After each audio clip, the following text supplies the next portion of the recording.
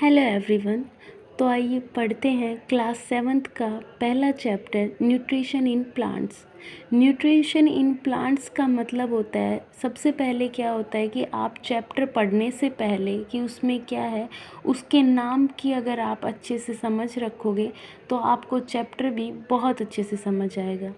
जैसे आप यहाँ पे न्यूट्रिशन इन प्लांट है, इसका मतलब न्यूट्रिशन का मतलब होता है पोषण। ठीक है, पोषण किस में पढ़ रहे हो आप? पेड़ पौधों के पोषण के बारे में बात कर रहे हो। लेकिन न्यूट्रिशन पढ़ने से पहले न्यूट्रिशन होता क्या है? ये होता है क्या आपका कंपोनेंट ऑफ फूड। ठीक है, फूड के कंपोनेंट को बोला है न्यूट्रिशन। अब ये कंपोनेंट क्या होते हैं? एक होता है इंग्रेडिएंट और एक होता है कंपोनेंट। इंग्रेडिएंट तो वो होता है जिससे मिलके आपका भोजन बनता है। जैसे एग्जाम्पल आपकी चपाती है। आपकी चपाती को जब आप बनाते हो तो उसके लिए आपको जो जिन जिन वस्तुओं की ज़रूरत पड़ती है उन वस्तुओं को आपने इंग्रेडिएंट कहा है। लेकिन उस रोटी के अंदर आपके कौन कौन से पोषण तत्व हैं वो आपके कहलाते हैं क्या? कंपोनेंट कहलाते हैं। और हम पढ़ किसके रहे हैं? फूड के बारे में, तो वो क्या हो गए? कंपोनेंट ऑफ फूड हो गए। ठीक है, एग्जाम्पल दे के आपको बहुत अच्छे से समझ आएगा। जैसे कार्बोहाइड्रेट, ठीक है, आपकी फैट, आपके विटामिन्स, आपकी प्रोटीन्स, आपके मिनरल्स, ये सब क्या है? ये आपके फूड के कंपोनेंट हैं। मतलब आपके खाने में कितने अमाउंट में कार्बोहाइड्रेट है, फैट है, विटामिन्स है, ये सब हैं आपके कंपोनेंट ऑफ फूड। इन्हीं को आपने बोला है क्या? न्यूट्रिएंट। और न्यूट्रिएंट से आपका बना है न्यूट्रिशन। अब हम समझते हैं प्लांट के बारे में। प्लांट अपना भोजन, हमें सबको पता है कि प्लांट अपना खाना खुद बनाते हैं। ठीक है, तो उसको बोलते हैं ऑटोट्रोपिक न्यूट्रिशन। आप कभी भी न्यूट्रिशन पढ़ो या न्यूट्रिशन के बारे में हम अभी डिस्कस करेंगे, लेकिन आप कभी भी जब ऑटो आगे शब्द देखते हो इसका मतलब होता है स्व या स्वतः। मतलब जो काम आप खुद करते हो ऑटोमेटिक होता है, जिसे बोलते हैं ना ऑटोमेटिक काम हो रहा है। इसका मतलब ये काम अपने आप हो रहा है, उस काम को आपने बोला है क्या?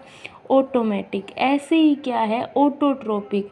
मतलब वो भोजन जो किसके द्वारा, जो कौन बना रहा है? खुद ही बना रहे हैं। और ये अपना भोजन खुद कौन बनाते हैं? प्लांट्स बनाते हैं।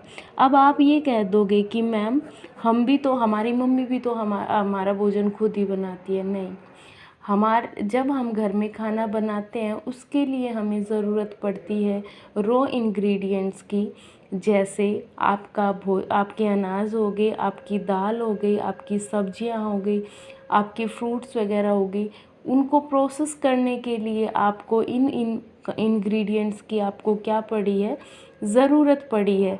और आपको कभी भी ये ज़रूरत पड़ी है तो ये ज़रूरत आपकी किसने पूरी करी है? या तो आपको भोजन आपने कहाँ से लिया है? प्लांट से लिया है।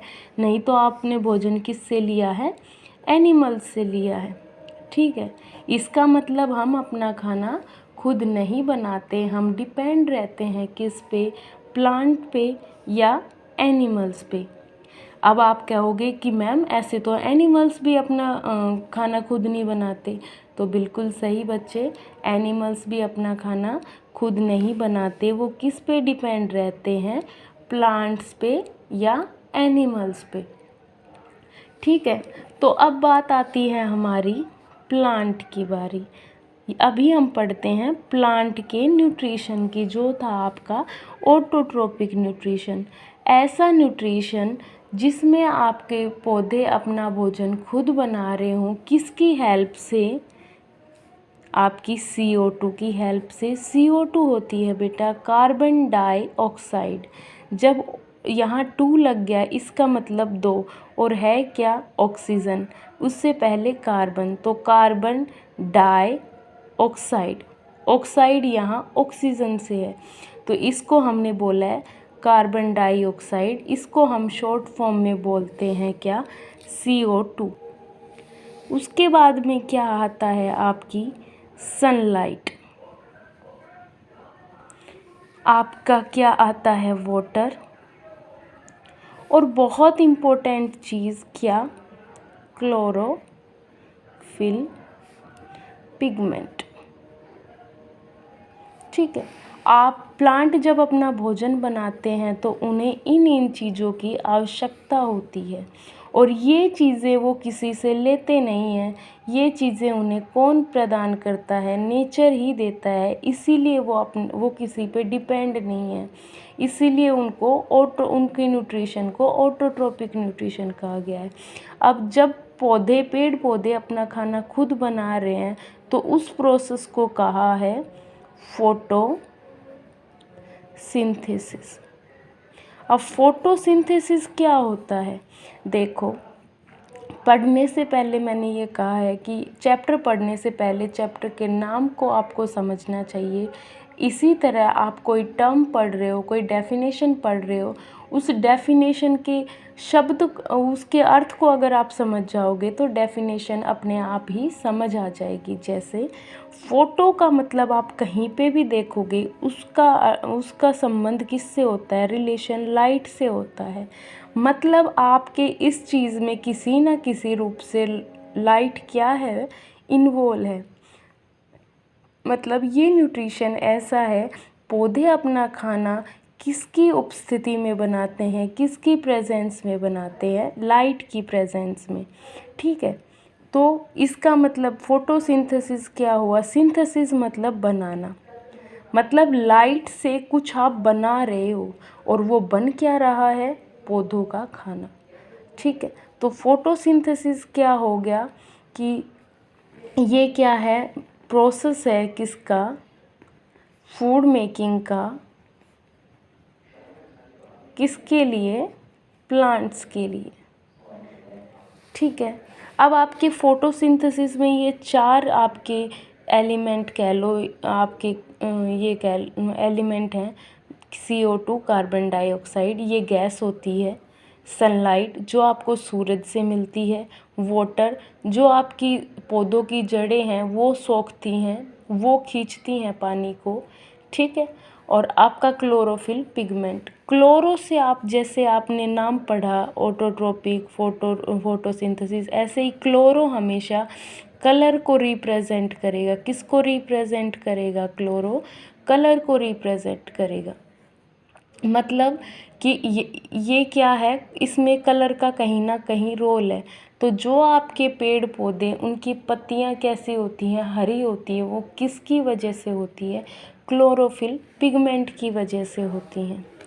ठीक है, अब आप सोचोगे कि मैम ये सारी तो ठीक है, लेकिन क्लोरोफिल पिगमेंट का काम क्या होता है। तो क्लोरोफिल पिगमेंट जो है आपका,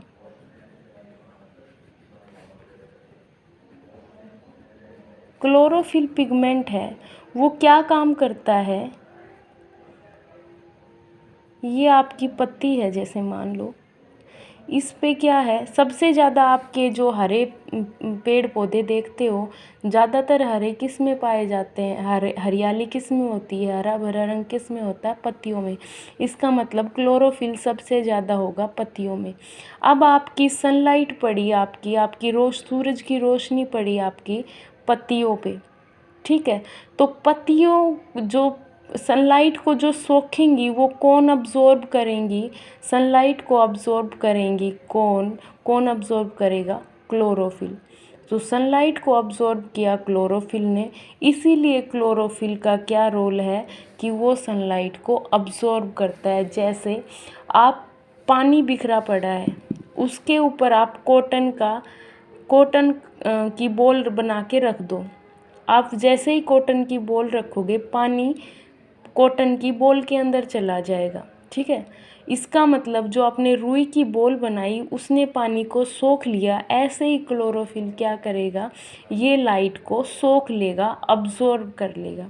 अब्जॉर्ब करने के बाद में क्या होता है, और ये अब्जॉर्ब भी कैसे होगा, आपके जो लीफ हैं, ये जो आपकी लीफ है, ठीक है, ये सॉरी ये थोड़ा सा, ठीक है, ये आपकी लीफ है, इसमें क्या है, डायग्राम थोड़ा ऐसे ही बना है उसके लिए सॉरी। तो आपकी जो लीफ है इसमें छोटे छोटे से पोर प्रेजेंट होते हैं। पोर मतलब होता है छेद, छोटे को बोलोगे आप टाइनी पोर्स। मतलब आपके लीफ में जो छोटे छोटे छेद प्रेजेंट होते हैं, ये क्या करते हैं, सनलाइट को तो अब्जॉर्ब करते ही करते हैं, क्लोरोफिल होता है इनमें, तो ये सनलाइट को तो अब्जॉर्ब करते ही करते हैं। और ये दूसरी चीज़ आपके कहीं पे भी, जैसे आप सांस लेते हो किसके द्वारा, फेफड़ों के द्वारा, ऐसे ही पेड़ पौधे इन जो छोटे छोटे छेद हैं इनके द्वारा सांस लेते हैं। और जैसे आप ऑक्सीजन लेते हो ऐसे ही ये CO2 को लेते हैं, इनहेल करते हैं, और ऑक्सीजन को क्या करेंगे, एक्सहेल करेंगे, मतलब छोड़ देंगे। CO2 तो लेते हैं और ऑक्सीजन को छोड़ते हैं। ये उल्टा प्रोसेस है इनका, सांस लेने का, रेस्पिरेशन का, ये क्या है, उल्टा प्रोसेस है इनका। ठीक है, तो ये टाइनी जो पोर्स होते हैं इनको क्या बोला है, इनको बोला है स्टोमेटा। तो स्टोमेटा समझ गए आप क्या होते हैं, tiny pores present on leaf surface. जो लीफ की सरफेस पे जो छोटे छोटे छेद हैं वो होते हैं। अब ये किस में हेल्प करते हैं, ये गैसियस एक्सचेंज में।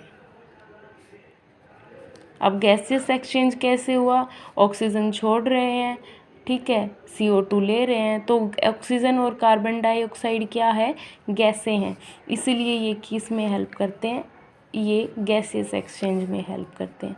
अब जो स्टोमेटा है वो किससे कवर्ड सराउंडेड रहता है, सराउंडेड बाय गार्ड सेल। अब जैसे आपके गार्ड का काम क्या होता है, आप जाओगे तो वो गेट खोल देगा, आप आओगे तो वो गेट बंद कर देगा। तो ये गार्ड सेल क्या है, ये ओपनिंग एंड क्लोजिंग में क्या करते हैं, हेल्प करते हैं। ठीक है, तो आपने क्या पढ़ लिया, क्लोरोफिल के बारे में पढ़ा, क्लोरोफिल के बाद आपने स्टोमेटा के बारे में पढ़ा, आपने सनलाइट का पढ़ा कि सनलाइट को अब्जॉर्ब किसने किया, वाटर को किसने अब्जॉर्ब किया, आपकी रूट्स ने अब्जॉर्ब किया।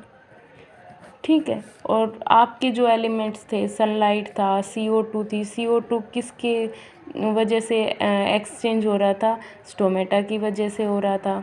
ठीक है, तो आपने चारों एलिमेंट का पढ़ लिया। और इस प्रोसेस को क्या कहा है, फोटोसिंथेसिस।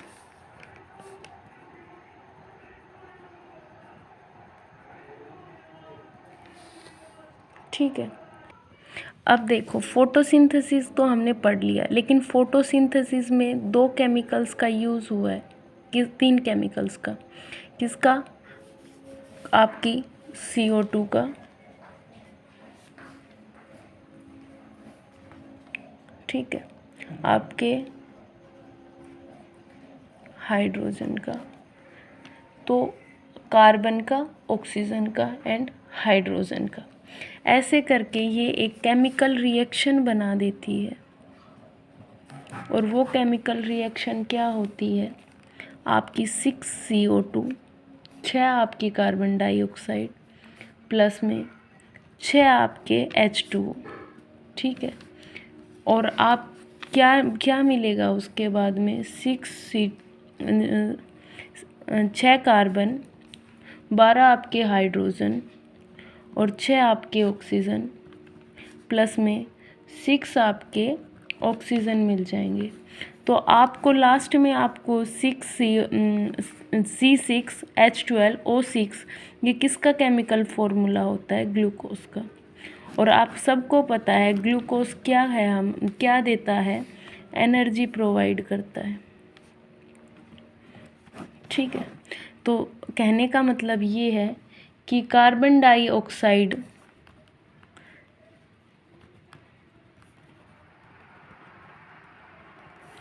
और H2O को आप सबको पता है किसका केमिकल फॉर्मूला है? पानी का। कार्बन डाइऑक्साइड और वाटर मिला के क्या बना देंगे? ग्लूकोज और 6CO2, मतलब ग्लूकोज बनाएंगे तो क्या मिलेगी? एनर्जी मिलेगी। और यही इसी प्रोसेस को आपने क्या बोला है? फोटोसिंथेसिस। आई होप आप सबको समझ आया होगा। Thank you so much.